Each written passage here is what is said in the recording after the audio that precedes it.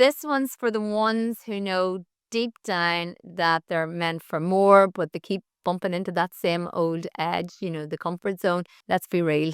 Comfort zones can be very cozy, but nothing grows there. They're a little bit like padded cells for potential.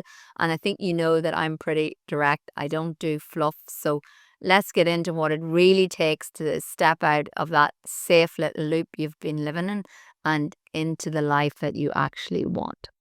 Hey, welcome to Wow Words of Wisdom. This is the podcast where we talk about all things mindset, all things confidence and taking action, even when it feels scary. I'm Sharon McCaffrey, and if there's one thing I know for sure, it's this. Your mindset shapes everything. The way you think, the way you show up, the way you go after what you really want, and it all starts in your head. So if you've ever felt stuck, doubted yourself, or wondered if you're really capable of more, you're in the right place. Each week, let's break through those mental blocks, shift your perspective, and start making things happen. So the first thing I want to talk about is that illusion of comfort. And here's the ironic thing. Like, comfort zones aren't actually even comfortable half the time. They're actually just familiar. So it's a little bit like wearing jeans that don't fit, but you're actually refusing to throw them out because they used to be your favorite jeans. So you're not staying there because it's working. You're staying there because it's what you know. And deep down, that's not peace. That's more like paralysis. And the thing is, and what a lot of people maybe don't realize, that like success actually demands discomfort. And I remember having a coach, a mentor once, and he actually said to me, Sharon, if you're not feeling uncomfortable, then you're not moving forward. And if you're not moving forward, then you're going backwards.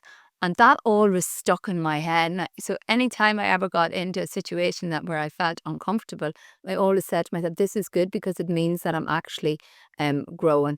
And what you need to understand is the version of you that hits the next level isn't built inside the old routine. So lots of people out there, want their lives to change and want the outcome of their life to change, whether that's their health, whether it's their fitness, whether it's their maybe it's finances, relationships, whatever. But then they're not prepared to change, and they're not prepared to change because that requires effort, and effort requires them to get out of their comfort zone, and they're not actually prepared to do that. So the definition of insanity is doing the same thing over and over and expecting a different result, but you're not getting out of your comfort zone. It's a little bit like staying in a lukewarm bath. It's not hot enough to be relaxing, but it's not cold enough to make you get out. So what you actually do is you just sit there. And a lot of the time, like, growth can feel like loss. So stepping out of your comfort zone can sometimes feel like loss at first. You're not just leaving behind habits, you're leaving maybe behind a certain identity that you had. I know for me, like, expanding into different cities, like, in the beginning that felt like loss. I felt, afraid. And growth can often look like confusion before it actually starts to look like clarity. So, maybe you're the reliable one, maybe you're the nice girl, the one who never says no, but success might require you to speak up. It might require you to set boundaries, or maybe risk disappointing people. And that can feel like a threat to who you think you are. So it's a little bit like, like climbing a ladder, while taking your jacket off. It can be awkward. You might feel vulnerable, a little bit scared, a little bit cold, but you can't keep dragging the extra weight if you want to keep climbing to the top. I often think that comfort zones can be disguised as stability. So I think it loves to dress itself up a little bit like, like security, as I said, stability, or, being realistic. But really, like, they're just fear in some sort of a fancy jacket. A secure salary is one of the most addictive drugs out there, but it makes people feel stable. But in actual fact, it's stopping them from getting out of their comfort zone and reaching their true potential. So we tell ourselves things like, it's just not the right time. I'll do it when I'm more ready. I'm just being sensible. And you really need to call it what it is. It's hesitation, dressed up as wisdom. It's procrastination. What true wisdom is, like, it's action, even when It's actually messy. It's the execution. It's a little bit like staying in a dead end job because the office has good coffee. You're sipping lattes while your potentials, screaming in the car park at you. Here's a bit of a shift that I want you to think about. Think about what if discomfort isn't something to avoid? What if it's something to actually listen to? Because I see discomfort as data. It's showing you where you've outgrown your current situation. So if your dream doesn't make you sweat a bit, it's probably too small. And, I've often heard from mentors, it's like, if people don't laugh at your dreams, then they're not big enough. So, you want to think of it a little bit like going to the gym after, like a long break. The burn is obviously going to be uncomfortable, yes, but it's not a bad sign. Like, it's a building sign. And I love when I have that pain after the gym because, I know that I've worked hard and I'm pushing a comfort zone and I'm heading in the right direction. It's the same with risk and it's the same with growth. The resistance isn't always, a warning. Sometimes it's just a stretch. When I look back in my life and I think of when have there been times that I've stepped out of my comfort zone and why do I still do it? I've left a relationship when it would have actually been easier to stay. I started a business from scratch when people thought I was mad. I've said no to the steady path because I knew it wasn't my path, but every one of those moments felt terrifying. They were truly terrifying. And I think it's bad enough that in your own head you're telling yourself, am I crazy? But then other people are telling you that you're crazy as well. That negativity and that noise can make it even harder. But on the other side, I knew I would have more peace. I would have more success. I was being more me. And still, even after all those years and all those risks, I still get scared. And I don't think that ever goes away because I think part of human nature is in Maslow's hierarchy of needs, we want to feel safe. So anytime we are embracing something new, we're going to feel fear because we're craving that safety. So I don't think that ever goes away. I think that's just part of human nature.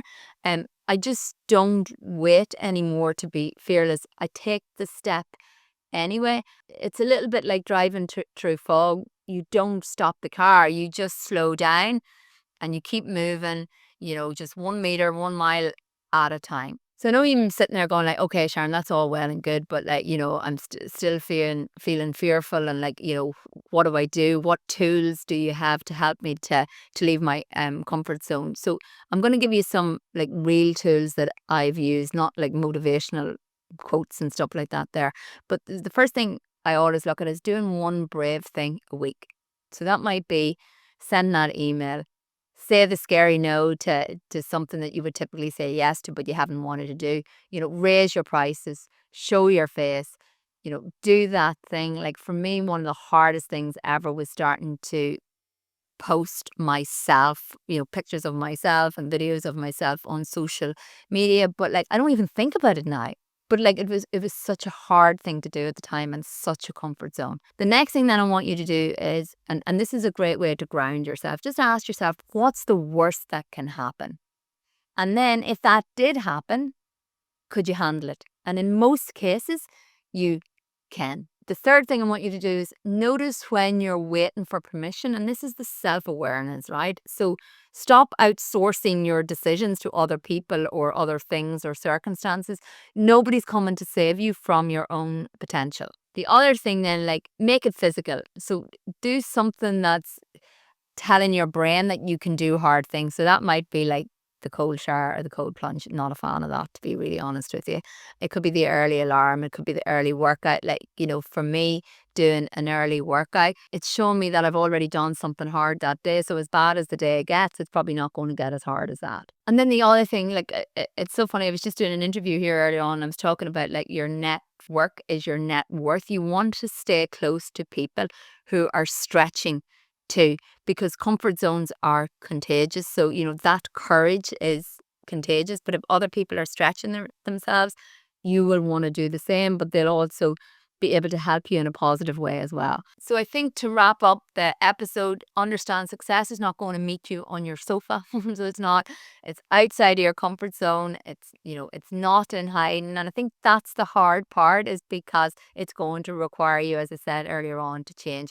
It's waiting to see if you're going to come and meet it halfway. So if you've been hanging around the edge of your dream, pacing, peeking over the side, here's your sign, like leap, not necessarily blindly, but boldly. The bottom line is, I've spoken about it a lot on here about the know and doing gap. Most of us know what we need to do, but a lot of the time we're not prepared to jump into that gap, which is the comfort zone, to do what we need to do. You'll find parts of yourself you don't even know were there when you jump out of your comfort zone. And there will be days that it feels like hell, and there'll be days that it feels hard. But what you'll actually do is you'll build resilience. You're going to build confidence. But you'll also, more importantly, build a life that reflects who you are, not just who you used to be. So thank you for tuning in. If this episode gave you that little nudge or a big shove, send it to someone else who needs it too, because we're not here to play small. So just a quick one before you go.